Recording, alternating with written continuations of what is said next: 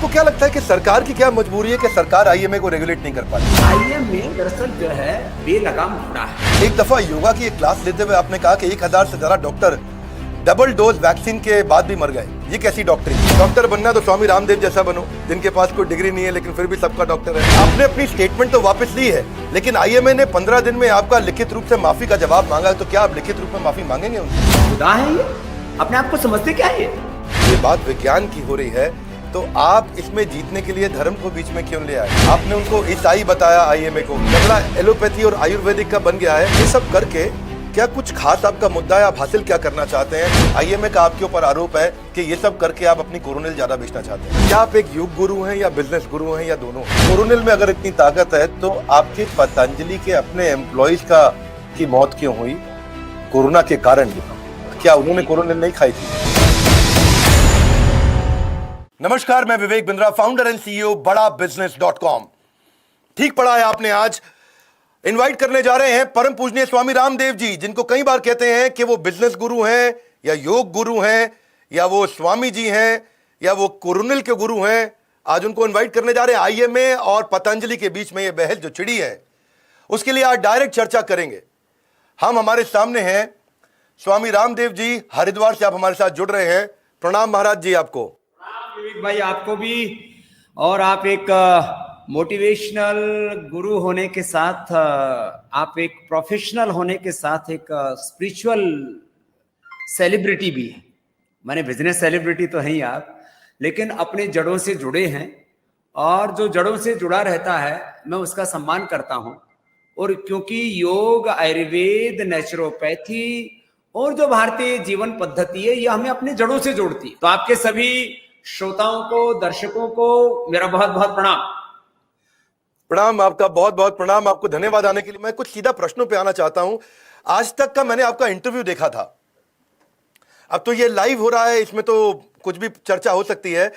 आज तक के चैनल पे आपके और आईएमए के बीच में जो विवाद हुआ है, उसमें यह विवाद इस समय एलोपैथी वर्सेस आयुर्वेद का विवाद बनता चला जा रहा है। तो आपको नहीं लगता इस समय एलोपैथ और आयुर्वेद को आपस में झगड़ा करने की जगह साथ में मिलकर आगे आना चाहिए?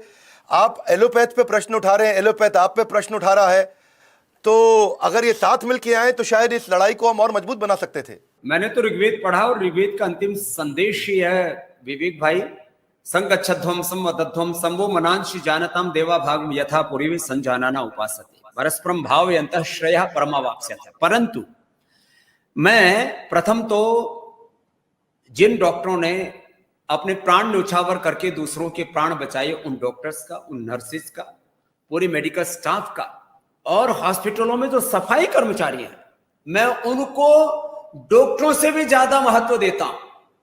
क्योंकि वो नहीं जानते कि ये वायरस उनको इस प्रकार से अपने क्रूर पंजों में लेकर के उनके प्राण का अंत भी करता है। डॉक्टर तो बहुत कुछ जानता है, बहुत सावधानियां भी बरतता है। वो बिंदास होकर के और अपने सेवा में लगा रहता है। इन सब के प्रति मैं अपना गौरव, कृतज्ञता व्यक्त करता हूं। मैं अच्छे डॉक्टरों के खिलाफ नहीं, और दूसरी बात कहता हूं, और तीसरी बात एक और कहता हूं, हमारे डॉक्टर भाई, वो फार्मा इंडस्ट्री, जो ड्रग माफिया है और जो हॉस्पिटलों के जो मालिक है, उनके दबाव में ना आकर के, जो आमिर खान ने भी प्रश्न उठाया, ये आमिर खान के साथ तो टकराते नहीं है। उन्होंने भी कहा कि 50% तक कमीशन लेते हैं साहब आप जब आप टेस्टिंग कराते हैं। डस्टबिन टेस्ट भी उन्होंने बताया कि डस्टबिन टेस्ट भी होता है, बेसिन टेस्ट। हाँ, वो बेसिन टेस्ट, खून डाल देते हैं वॉश बेसिन में और सब रिपोर्ट नॉर्मल बता दो, तो बेसिन टेस्ट भी होता है। तो सब कुछ उन्होंने कहा।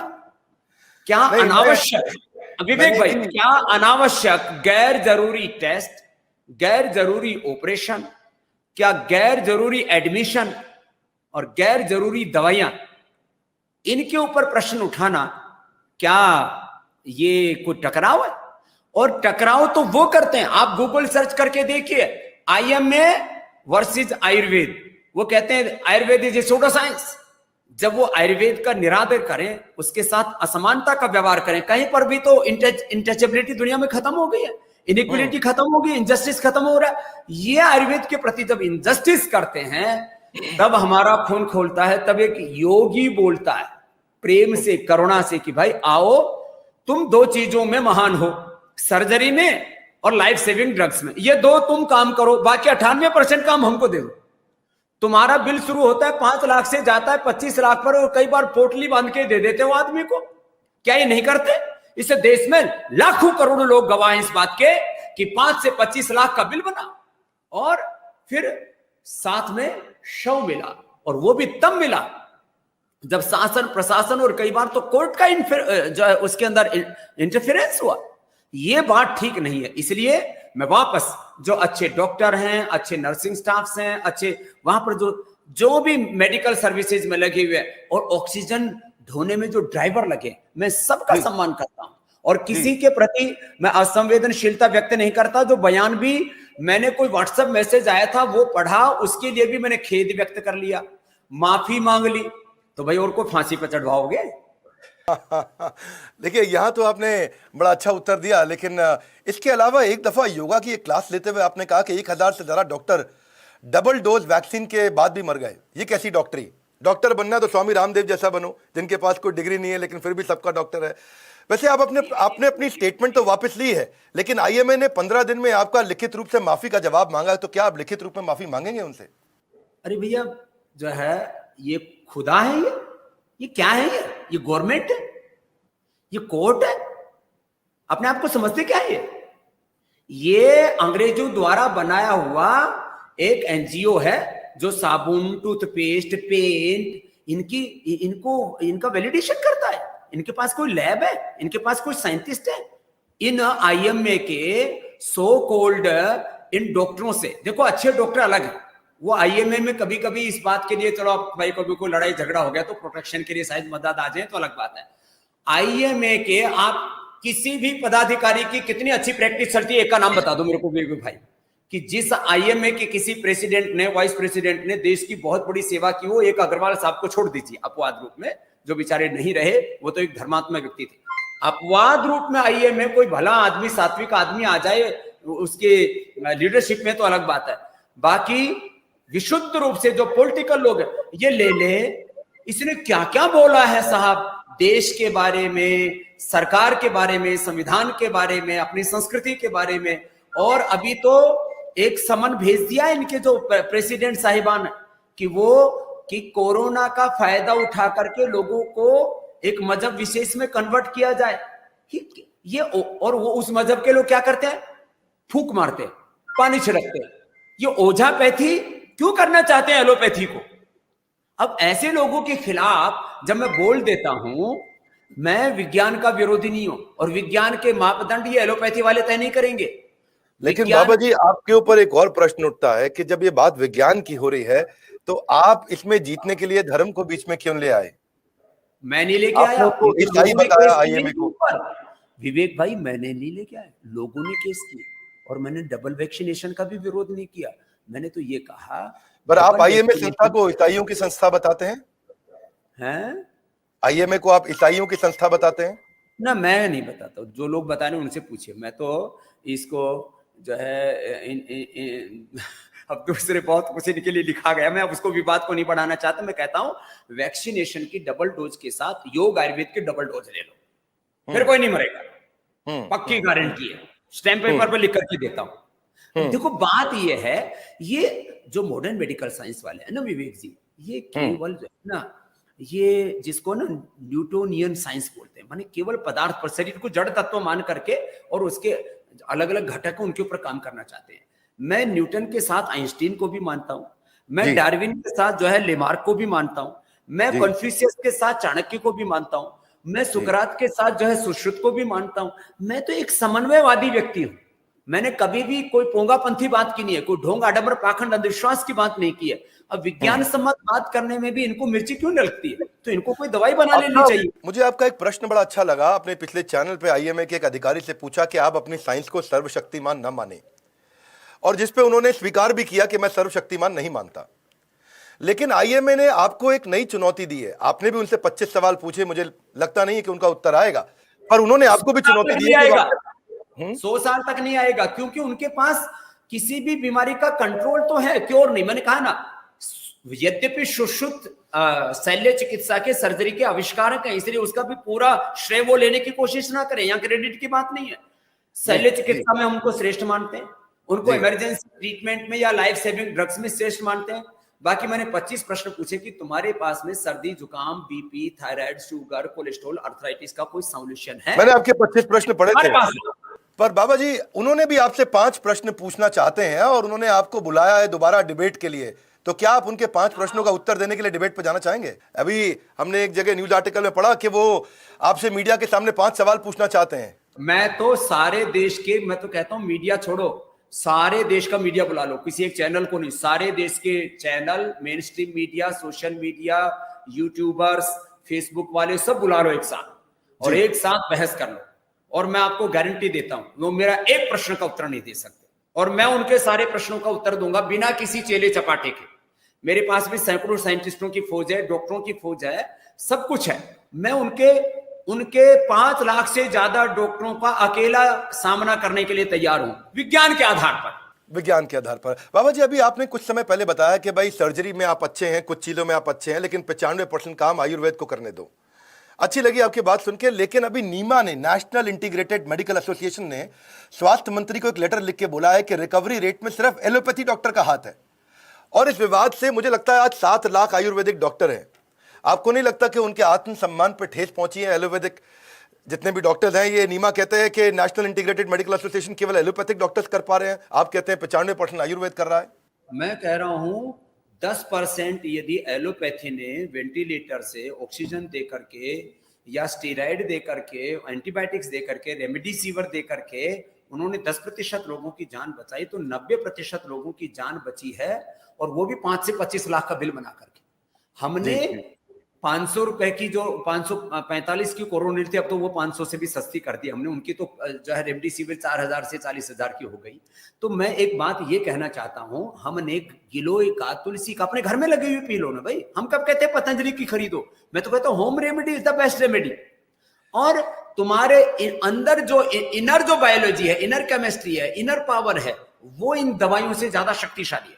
तो बाबा जी अगर आयुर्वेद इतना शक्तिशाली है और जिसको आपने पॉपुलर बनाया, ये सब जानते हैं, ये मैं नहीं कह रहा हूं, ये पूरा देश जानता है, दुनिया जानती है कि आपने आयुर्वेद को और योगा को पॉपुलर बनाया।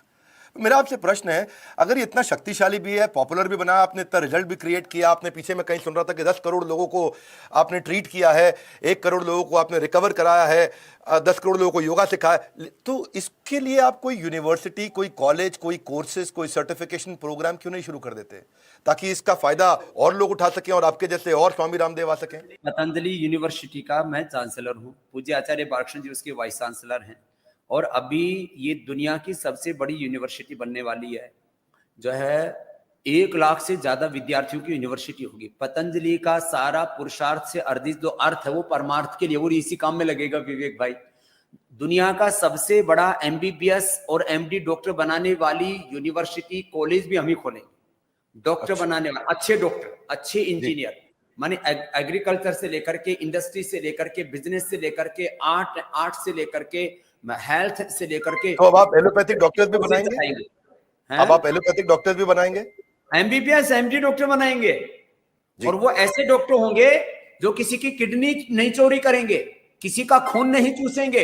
यहाँ तो खून निकाल लेते, लिवर निकाल लेते, किडनी निकाल देते और पोटली बांध के दे देते, बोलो कोरोना हुआ था, जिससे आगे कोई चेक भी ना करे कि लिवर किडनी क्या क्या निकाल रखा है इसका। ये हुआ है कि नहीं हुआ बताओ बिंद्रा साहब? हुआ है। आज पतंजलि का, रुचि सोया का 25,000 करोड़ का आर्थिक साम्राज्य, और सारा अर्थ परमार्थ के लिए है। आज करोड़ों लोगों के लिए मेरा कंट्रीब्यूशन है। What is the contribution of doctor लेने? What is the contribution of ये जो इसका जो अध्यक्ष बना हुआ, what is the contribution? IMA का अध्यक्ष का कंट्रीब्यूशन क्या? मानहानि का मुकाबला मुझे करना चाहिए आपको। बाबा जी, ये सारी बात में ऐसा नहीं लगता कि झगड़ा एलोपैथी और आयुर्वेदिक का बन गया है और लोगों का दोनों से विश्वास कम होता जा रहा है, और इससे कहीं हम युद्ध हारने की तरफ तो नहीं आगे बढ़ रहे हैं कोरोना के खिलाफ? आम आदमी का विश्वास तो आयुर्वेद की तरफ यूं गया है कि पहले तो एलोपैथी के हॉस्पिटल में घुसते ही डॉक्टर आयुर्वेद को गाली देते थे। ऑफिशियली रिकॉर्ड पर है ये सब कुछ कि आप और कि आप आयुर्वेद की दवा प्रयोग नहीं कर सकते। क्यों नहीं कर सकते भाई? देखो ये गलत बात है। मैं आपको यही बात कहना चाहता हूं कि देखो, हम कोई झगड़ा नहीं कर रहे, सारी दुनिया के सामने एक सच आ गया कि एलोपैथी वालों के पास में मरते समय तो जा सकते हो, उससे बचा भी सकते हैं आपको कई बार, और कई बार नहीं भी बचा सकते। वो emergency treatment, life saving drugs के लिए ठीक है, सर्जरी के लिए ठीक है, बाकी 98% हमारा बीपी, हमारा शुगर, हमारा थायराइड, वो कपालभाति, अनुलोम विलोम, उज्जाई से, मुक्तावटी से, मधुग्रीट से, वो जो है लिवोग्रिड से, लिवामृत से, वो थायरोग्रिड से, वो पेडानिल गोल्ड अर्थराइटिस से ठीक होगा, और हमने किया है। मैं कहता हूं, एक चैलेंज देता हूं आपके सामने आज फिर से, जी इस प्रश्न पर दिया चैलेंज ये देता हूं कि जितने भी एलोपैथी के डॉक्टर, जिनको भी बीपी हो, जिनको भी शुगर हो, जिनको भी थायराइड की प्रॉब्लम हो, जिनको ओबेसिटी हो, जिनको स्ट्रेस, एंजाइटी, डिप्रेशन हो, हार्ट में ब्लॉकेज हो, और जिनसे चला फिरा ना जाता हो, अर्थराइटिस हो गया हो, वो सब मेरे यहां भर्ती हो जाए, फ्री में उपचार दूंगा। और यदि किसी के पास इतने भी पैसे नहीं हरिद्वार आने जाने के लिए, तो उनको मैं किराया भी दे दूंगा, माने फ्लाइट का या ट्रेन का, जो भी, उनको किराया भी दे दूंगा। यहां आकर के बिना परीक्षा किए आप कैसे आयुर्वेद के बारे में, योग के बारे में झूठ बोल सकते हैं? यदि उनका मोटापा कम ना हो, उनका बीपी शुगर ठीक ना हो, उनका थायराइड ठीक ना हो, तो वो मुझे फांसी पर लटका दे, मुझे मंजूर है, गाली दे फिर दबा करके, ठोक करके। बहुत बड़ा आपने ये कमिटमेंट दे दिया है आज इस समय ऑन एयर। लेकिन मैं अभी एक बात पूछना चाहता हूं, थोड़ा पॉलिटिकल भी हो जाता कभी कभी मुद्दा।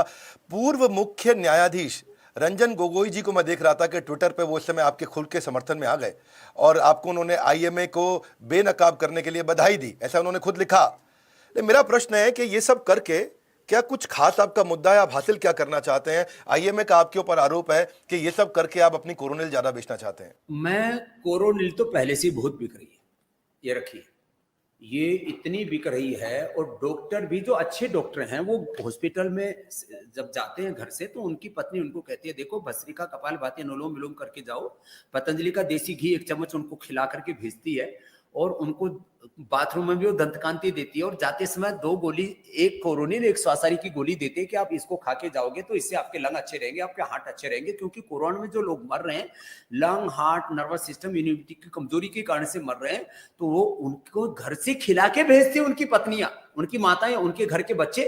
इसलिए आप कोरोनिल की चिंता मत कीजिए, कोरोनिल के तो ऊपर लोगों का वैसे ही बहुत विश्वास है, इसलिए कोई किसी का विज्ञापन नहीं है। बात इतनी सी है, जो है सच को जो है कुछ लोग झुठलाना चाहते हैं, तो ये सच और झूठ की लड़ाई है कि भाई आप जो एलोपैथी का श्रेष्ठ है उसको एक्सेप्ट करना चाहिए, और जो आयुर्वेद का जो श्रेष्ठ है तो उसको भी एक्सेप्ट करना चाहिए। और इसमें गोगोई साहब भी यदि समर्थन करते हैं तो उनको दिक्कत क्या है भाई?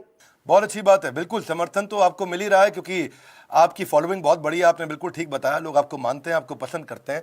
जरा आईएमए के विषय में मैं कहना चाहता हूं कि आईएमए आज की तारीख में, आपने ठीक बताया कि वो साबुन को सर्टिफाई कर रहा है, तेल को सर्टिफाई कर रहा है, टूथपेस्ट को सर्टिफाई कर रहा है आईएमए, बल्ब को सर्टिफाई कर रहा है, वॉल पेंट को सर्टिफाई कर रहा है, ये बेचो वो बेचो, आईएमए सर्टिफाइड, आईएमए सर्टिफाइड। अगर आईएमए आज ये सब करेगा तो आपको क्या लगता है सरकार की क्या मजबूरी है कि वो आईएमए को रेगुलेट नहीं कर पाई? इसके ऊपर हम केस करेंगे, इसके ऊपर हम केस करेंगे। थोड़े पैसे खर्च होंगे, हम भीख मांग लेंगे थोड़े बहुत, और क्या। और आप, भगवान ने हमको भी सामर्थ्य दिया कि ये आईएमए का काम नहीं है साबुन, तेल, पेंट, बल्ब, जूता, चप्पल, इनको सर्टिफाई करने का ये काम रहेगा आईएमए का। हंसी आती है, अपना मुखोल खुद उड़ा रहे, अपनी पोल खुद खोल रहा है। बोल बाबा हमारी पोल खोल रहा है, अरे तुम्हारी पोल तुम खुद खुलवा रहे हो। थोड़ा तो इनको विवेक से काम लेना चाहिए, विवेक भाई। तो आपको क्या लगता है कि सरकार की क्या मजबूरी है कि सरकार आईएमए को रेगुलेट नहीं कर पा रही? देखो, आईएमए दरअसल जो है ये बेलगाम घोड़ा है, तो अब इससे ज्यादा मैं कुछ बोल दूंगा तो और विवाद हो जाएगा। ऐसे बेलगाम किसी को नहीं होनी चाहिए। मेरी लगाम है धर्म, सत्य, न्याय, साइंस, टेक्नोलॉजी, इनोवेशन, इन्वेंशन, प्रगतिशीलता, और कोई भेदभाव नहीं। मैं एलोपैथी से घृणा नफरत नहीं करता। मैं हिंदू, मुसलमान, सिख, ईसाई, कुछ जैन, बौद्ध, कोई घृणा नहीं करता। मैं कहता हूं सब एक ईश्वर की संतान है, सब एक समान है, सभी महान है। एलोपैथी भी महान है, आयुर्वेद और योग, नेचुरोपैथी भी महान है। तो हमको घटिया क्यों बताते हो? हमको जो है नीचा क्यों दिखाते हो? ये ऊंच नीच की जाति पंथों के बंटवारे, झूठ कहावे तेरे द्वारे, तेरे लिए सब एक समान, सबको सन्मति दे भगवान, आईएमए को सद्बुद्धि दे भगवान। ठीक बात है। आपने अभी पीछे बोला कि 4000 की रेमडेसिविर जब बाजार से गायब हुई तो 40,000 में आई। आप कहते हैं कि आईएमए को सद्बुद्धि दे भगवान, आपको क्या लगता है कहां कमी रह गई? ये 4,000 की दवाई 40,000 की और कई लोगों ने 4 लाख की भी खरीदी। आपने आमिर खान का जो शो था उसमें एक तो ये क्या वो जो है सत्यमेव जयते। बेसिन टेस्ट के साथ एक और उन्होंने बोला था कि जो जेनेरिक दवाई है वो मिलती है 15 रुपए की, और वही ब्रांडेड दवाई मिलती है वो जो है मिलती है 500 रुपए की या 1000 रुपए की। वही 15 रुपए की, वही 500 रुपए 1000 रुपए की। तो फिर वो बोला, आमिर खान जो डॉक्टर बैठा था उससे पूछ रहा था कि बोले भैया ये जेनेरिक में इसमें ब्रांडेड में क्या फर्क है? बोले रामू की भैंस का दूध लाना, और वो रामू कहता मैं 500 रुपए में दूंगा 50 रुपए का दूध। ये ऐसी लूट मची हुई है।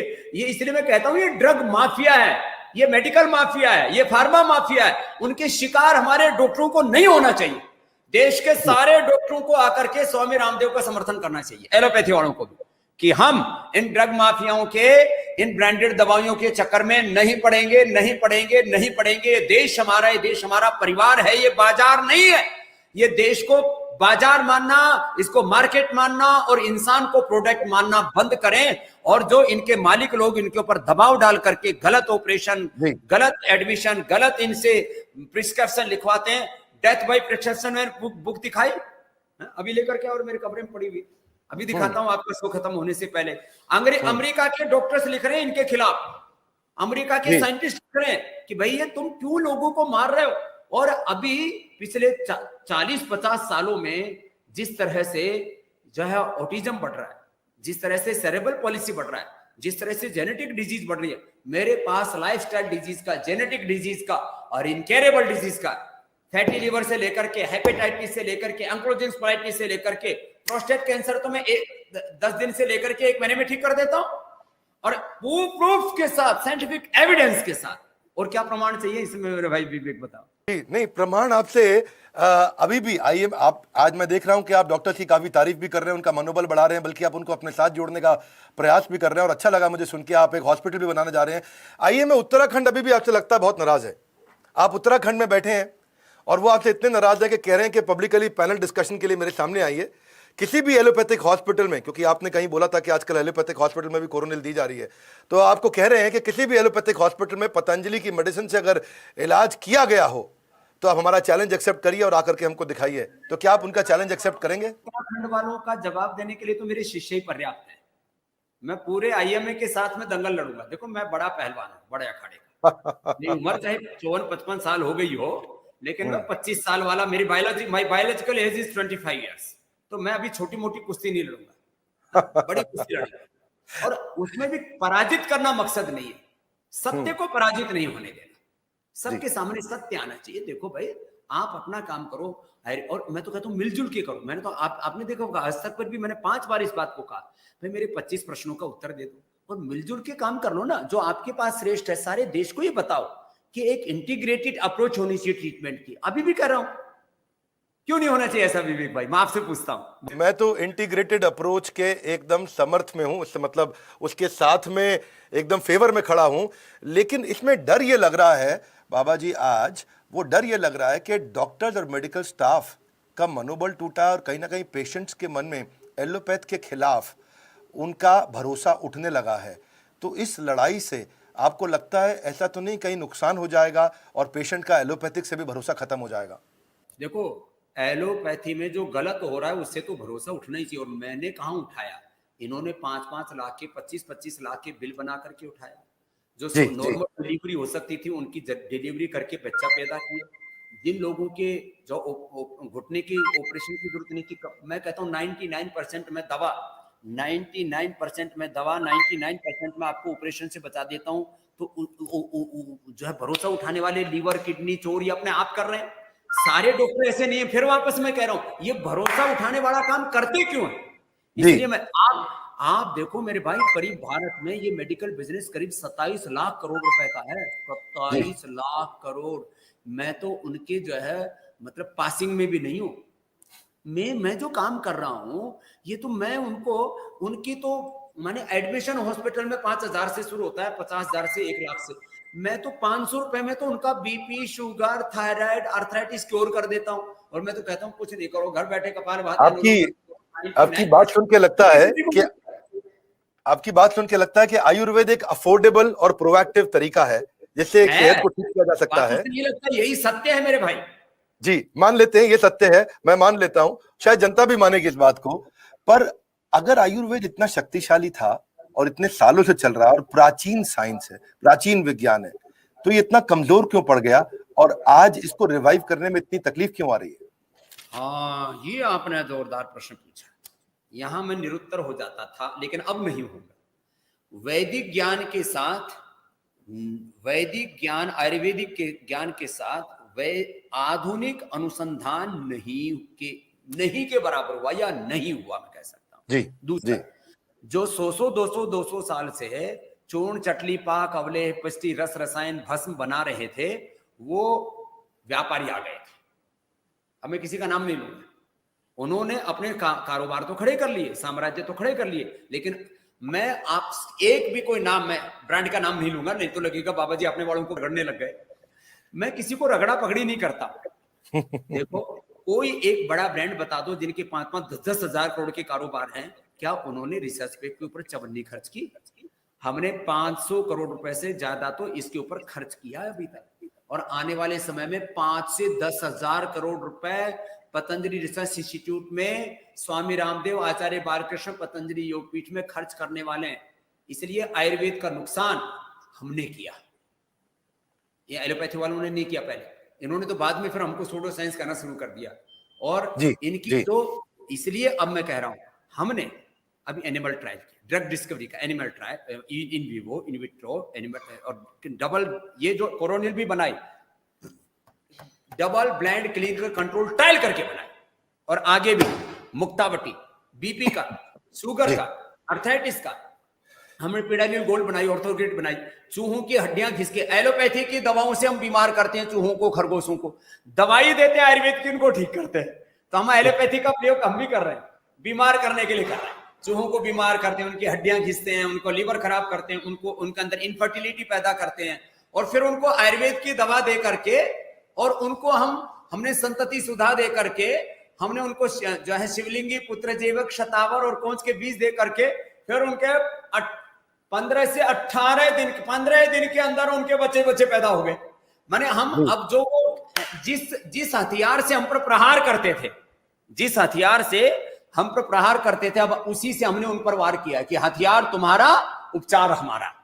और अब ये चलेगा, ये काम लोक कल्याण के, विश्व कल्याण के लिए पूरी दुनिया योग, आयुर्वेद, नेचुरोपैथी और वैदिक संस्कृति को, सनातन सत्यों को अपनाएगी मेरे भाई विवेक।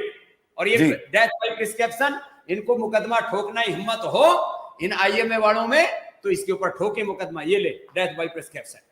जी, जी, डेथ बाय प्रिस्क्रिप्शन, मैं देख पा रहा हूं, रे डी स्ट्रैंड एमडी। पर महाराज, मेरा आपसे प्रश्न है कि कोरोनिल में अगर इतनी ताकत है, तो आपके पतंजलि के अपने एम्प्लॉइज की मौत क्यों हुई कोरोना के कारण? क्या उन्होंने कोरोनिल नहीं खाई थी? पतंजलि के साथ में इस समय 100 करोड़ से ज्यादा लोग जुड़े हैं, और एक आदमी, कोई पतंजलि का, कोई भी, किसी की भी मृत्यु होना बहुत दर्दनाक है, किसी की नहीं होनी चाहिए। यदि पतंजलि से जुड़ा कोई एक भी व्यक्ति मर क्यों गया, और इन्होंने कितनी मार दी, वेंटिलेटर से कितने लोग वापस आए, हॉस्पिटल से कितने लोग वापस आए। मैं इतनी सी बात कहता हूं, पतंजलि के साथ में 100 करोड़ से ज्यादा का हिंदुस्तान जुड़ा है। डायरेक्टली हमारे 5 लाख से ज्यादा तो एम्प्लॉइज हैं जिनको हमने रोजगार दिया है। हमारे पास में करीब 1 करोड़ तो वॉलेंटियर्स हैं भारत के, करीब जो है 4 लाख गांव के अंदर, इतनी रीच है पतंजलि की। तो आप कहते हैं कि कोरोनिल की दवाई लेने से केवल एक ही एम्प्लॉय की डेथ हुई? नहीं, वो भी कोरोनिल से नहीं हुई। कोरोनिल के साथ में उनको, अब देखो फिर वो कई हॉस्पिटल वालों पे आरोप लगाने वाली बात आ जाएगी कि उसको कितना रेमडेसिविर दिया गया, कितना उसको स्टीरॉइड दिया गया, एंटीबायोटिक। दरअसल उसने बात पूरी मानी नहीं, वो हॉस्पिटल में भर्ती हो गया गलती से। जी, है, मैंने कहा तो आप ये कहना चाहते हैं कि जब कोरोना हो तो हॉस्पिटल में भर्ती ना हुआ जाए, फिर भी चला गया वो। तो इसलिए मैं तो सबसे सलाह दूंगा, यदि आपको 80%, 75-80% भी ऑक्सीजन चला जाता है लेवल, आप दिव्य धारा का प्रयोग करो, पंचकोल का और स्वासारी का काढ़ा पियो, स्वासारी गोल्ड और ले लो, नॉर्मल से थोड़ा सा स्ट्रॉन्ग हो जाता है। और 3 से 5 दिन के अंदर मैं आपको, अब देखो, अब मैं भी एक प्रति प्रश्न करता हूं आपसे, जी जी क्या एलोपैथी में कोरोना मैनेजमेंट के नाम पर जो पैरासीटामोल दिया जा रहा है, बुखार कंट्रोल नहीं करना चाहिए ज्यादा, 100 और 101 तक उसको रहने देना चाहिए 2-3 दिन, क्योंकि बैक्टीरियल वायरल इंफेक्शन अंदर बॉडी में कोई इंफेक्शन है, इन्फ्लेमेशन है, तो बुखार उसको ठीक करने के लिए शरीर करता है। Fever is a not disease, fever is a reflection of internal infection. जी जी जी जी ये जो पैरासीटामोल दे रहे हैं, ये जो एंटीबायोटिक्स दे रहे हैं, ये जो स्टीरॉइड दे रहे हैं, ये जो रेमडेसिविर दे रहे हैं, जो ओबोला की दवाई है, इनका कोई क्लिनिकल कंट्रोल ट्रायल हुआ है तो दे रहे हैं। मैं जो दे रहा हूं इसका क्लिनिकल कंट्रोल ट्रायल हुआ है। तो इन एलोपैथी वालों को जो है, जिसका क्लिनिकल कंट्रोल ट्रायल हुआ है, जिसके ऊपर साइंटिफिक रिसर्च हुआ है, वो दे नहीं रहे, जी। और जिसके ऊपर कोई क्लिनिकल कंट्रोल ट्रायल और रिसर्च नहीं हुआ, वो कोविड मैनेजमेंट के नाम पर क्यों दी जा रही है? आप कहेंगे फिर क्या देना चाहिए? इसके ऊपर विचार करें मिल बैठ करके, वही देना चाहिए। क्यों लोगों को मार रहे हैं? बाबा जी, आप इतना प्रयास कर रहे हैं, आपको 20 साल बाद भविष्य कैसा लगता है? आयुर्वेद का भविष्य आज से 20 साल बाद कैसा होगा? क्या लगता है आपको, क्या ये कहीं भी पॉसिबल है कि आयुर्वेद एलोपैथी के बराबर पॉपुलर हो पाएगा? क्या लोगों में इतना विश्वास आ पाएगा, एलोपैथी के बराबर विश्वास आ पाएगा? एलोपैथी से ज्यादा विश्वास आ पाएगा। विवेक भाई, आज से 25 साल पहले जाके देखो, क्या दुनिया योग पर विश्वास करती थी? कोई बोलता था डीप ब्रीदिंग करो? अभी भी ये इतने बावड़े हैं, डीप ब्रीदिंग करने के लिए नहीं बोलते, बोलते हैं स्पायरोमीटर लाओ, उसमें खींचो, उसमें फूंक मारो। खींचने वाला, फूंक मारने वाला स्पायरोमीटर। अरे स्पायरोमीटर में क्यों लगा? उसमें मुंह लगाएंगे, उसमें और कोई बैक्टीरिया वायरस अंदर जाएंगे। हम तो सीधा बैठ करके, हम तो भस्त्री का कपालभाति, अनुलोम विलोम। आज से 30 साल पहले योग की लोग मखौल उड़ाते थे, अभी रामदेव की मखौल उड़ा लो, योग आयुर्वेद की मखौल उड़ा लो, सनातन संस्कृति वेदों की मखौल उड़ा लो। लेकिन आने वाले समय में सारी दुनिया को सस्टेनेबल हेल्थ चाहिए मेरे भाई, सस्टेनेबल पीस चाहिए, नॉन वायलेंस चाहिए। सारी दुनिया को रोग मुक्त होने के साथ हिंसा मुक्त बनाना है, और उसके लिए योग के अलावा there is no another way without yoga. So बाबा जी, बहुत अच्छा लगा आप आए हमारे से। जी, बहुत अच्छा लगा आप आए हमारे साथ के जुड़े। लेकिन मैं एक आखिरी प्रश्न पूछना चाहता हूं जाने से पहले जी, जो कि कई बार आरोप लगता है, क्या आप एक योग गुरु हैं या बिजनेस गुरु हैं या दोनों हैं? मैं योग गुरु भी हूं, मैं उद्योग गुरु भी हूं। इस देश को दरिद्र बनाना क्या? हम कहते हैं परम वैभवशाली भारत बनाएंगे, अमेरिका से भी ज्यादा शक्तिशाली। तो क्या भीख मांगने से बनेगा? इसलिए जो अर्थ की उपासना नहीं करते वो व्यर्थ बात करते, वो अनर्थ करते हैं। जो अर्थ की उपासना नहीं करता वो अनर्थ करता है। इसलिए अर्थ, लेकिन जो पुरुषार्थ से अर्जित हो, पवित्रता से अर्जित हो, वो अर्थ परमार्थ के लिए होना चाहिए। इसलिए मैं योग गुरु भी हूं, मैं बिजनेस गुरु भी हूं, मैं टैक्स गुरु भी हूं, मैं योग आध्यात्मिक गुरु भी हूं, मैं सोशल वर्कर भी हूं, मैं सामाजिक, आर्थिक, राजनीतिक, धार्मिक जो है जागरूकता, अवेयरनेस पैदा करने वाला गुरु भी हूं, मैं मोटिवेशनल स्पीकर भी हूं। लोगों को मोटिवेट करता हूं, लेकिन आपका कॉम्पिटिटर नहीं हूं। जो है बड़ा business.com को बड़ा देखना चाहता हूं। मैं चाहता हूं हमारे बड़े बड़े काम हो और बढ़े। मैं इसलिए हमने तो Amazon और फ्लिपकार्ट के खिलाफ जो है ना ऑर्डर भी खड़ा कर दिया पूरे देश में। अभी हम 100 करोड़ रुपए देश के लोगों को देने वाले हैं। कैसे? स्वदेशी समृद्धि कार्ड बना रहे हैं। एक भाई जो कार्ड बनाएगा उसको 100 रुपए कार्ड बनाने के मिलेंगे। एक भाई एक महीने में 25 हजार से लेके 1 लाख रुपए कमा सकता है। घर बैठे रोजगार, घर बैठे उपचार। मैं चाहता हूं इस देश में आर्थिक समृद्धि हो, आध्यात्मिक समृद्धि हो, सब प्रकार की प्रगति हो। मैं एक सर्वसमावेशी सोच का सन्यासी हूं, जो सब महापुरुष गौतम, कणाद, जैमिनी, पाणिनि, पतंजलि, विवेकानंद, महर्षि दयानंद और भगवान बुद्ध, महावीर, गुरु नानक देव को एक साथ, सारे महापुरुषों को और सारी दुनिया के महापुरुषों को एक साथ लेकर, आइंस्टीन, न्यूटन को, और मैंने कहा मैं तो डार्विन को, और एक साथ डार्विन के साथ साथ मैं तो जो है लेमार्क को, कन्फ्यूशियस, पतंजलि को एक साथ साझी संस्कृति को लेकर के संगच्छध्वम के साथ चलना चाहता हूं मेरे भाई विवेक। बहुत अच्छा लगा। जाने से पहले एक बात और कहना चाहता हूं। एक वायरल मैसेज में पढ़ रहा था कि बराबर की उम्र के डॉक्टर साथ में बैठे थे, डॉक्टर लेले क्षमा चाहता हूं, और स्वामी रामदेव जी, और एक के बाल काले हैं, एक के बाल सफ़ेद हैं, और एक को चश्मा लगा है, एक को चश्मा नहीं लगा है, और स्वामी रामदेव ऐसे हैं जिन्होंने 1000 करोड़ की पतलून उतार करके निकल गए तो IMA की। तो जब ऐसे कार्टून और क्रिएटिव बनते हैं और ऐसे वायरल मैसेज होते हैं, आते हैं, बढ़ते हैं, फैल जाते हैं, तो इनको देख के आपके मन में क्या विचार आता है? मेरे मन में यही विचार आता है कि सब डॉक्टरों को भी डॉक्टर होने के साथ साथ योगी होना चाहिए, भगवान श्री कृष्ण के अंतिम उपदेश के साथ। जी जी। तपस्विभ्योऽधिको योगी ज्ञानिभ्योऽपि मतोऽधिकः कर्मिभ्यश्चाधिको योगी तस्मात् योगी भवार्जुन। सब योगी बने, कर्म योगी बने, एक दूसरे की सहयोगी बने, एक दूसरे की टांग खिंचाई ना करें। मैं किसी की पतलून उतार के नहीं भागा, वो कार्टून बना दिया था। मैं तो चाहता हूं सब अच्छे से जिए और योगी बनेंगे, निरोगी बनेंगे तो 100 साल जिएंगे खुद निरोग। मैं तो किसी भी डॉक्टर को बीमार नहीं देखना चाहता हूं। देखो, मैं किसी डॉक्टर का फिर वापस उपास नहीं उड़ा रहा हूं, लेकिन ज्यादातर जो हार्ट का ऑपरेशन करते हैं डॉक्टर, उनको खुद ही हार्ट अटैक हो जाता है बेचारों को। जो खुद बीपी की, शुगर की, आर्थराइटिस की दूसरों को दवाई देते हैं वो बीमार ना पड़े। इसलिए सबसे हाथ जोड़ के प्रार्थना, सब योग करें और फिर सब मिलजुल करके देश की सेवा करें। स्वास्थ्य दे देश को, समृद्धि दे देश को, ताकत दे देश को, खुद महान बने और मेरा भारत महान बनाए। प्रणाम महाराज जी, बहुत अच्छा लगा आपसे मिलके, आपसे बात करके, और आपने बड़े पॉजिटिव और भगवत गीता के मैसेज के साथ इसको संपूर्ण किया चर्चा को। और हमारे लगभग 3.25 करोड़ सब्सक्राइबर और फॉलोअर अलग अलग प्लेटफॉर्म पे हैं जहां पे लोग इस वीडियो को देखेंगे। उम्मीद करता हूं सबको लाभ होगा। 5 करोड़ मेरे वाले भी साथ में जोड़ लो। और विवेक बिंद्रा जी को मैं देश नहीं दुनिया का सबसे मोटिवेशनल गुरु देखना चाहता हूं, जो अपने देश का नाम, अपने देश का गौरव बढ़ाए और पूरी दुनिया में समृद्धि को बढ़ाए, अर्थ को बढ़ाए, परमार्थ को बढ़ाए। मेरी बहुत बहुत शुभकामनाएं। भगवान आपकी इच्छा जल्दी पूरी करे ताकि हम भी और सेवा में लग सकें, आगे बढ़ सकें, लोगों की मदद कर सकें। बहुत बहुत धन्यवाद पूज्य स्वामी रामदेव जी। और आपके आचार्य बालकृष्ण जी हमारे ऑलरेडी प्रोफेसर हैं बड़ा बिजनेस पे, वो भी आकर के सिखाते हैं। आप दोनों का बहुत बहुत धन्यवाद। Thank you very much. ये थे हमारे साथ आज स्वामी रामदेव जी। कैसा लगा आपको ये चर्चा स्वामी रामदेव जी के साथ में? नीचे हमारे को कमेंट बॉक्स में अपनी राय लिख के बताइए। आपको हमारे प्रश्न कैसे लगे? क्या आप कोई और प्रश्न पूछना चाहते थे? मैं रिक्वेस्ट करूंगा इस वीडियो को शेयर करिए। और मुझे इंटीग्रेटेड साइंस की, अगर मुझसे पर्सनल बात पूछे तो इंटीग्रेटेड साइंस की, यानी कि एलोपैथी और आयुर्वेद, इन दोनों को साथ में जोड़ करके कैसे आगे बढ़ाया जाए, मुझको पर्सनली स्वामी जी का सुझाव बहुत पसंद आया, जिसके ऊपर वो काम कर रहे हैं और हमको मिलकर भी काम करना चाहिए। जिसकी जो ताकत हो उसको स्वीकार करना चाहिए।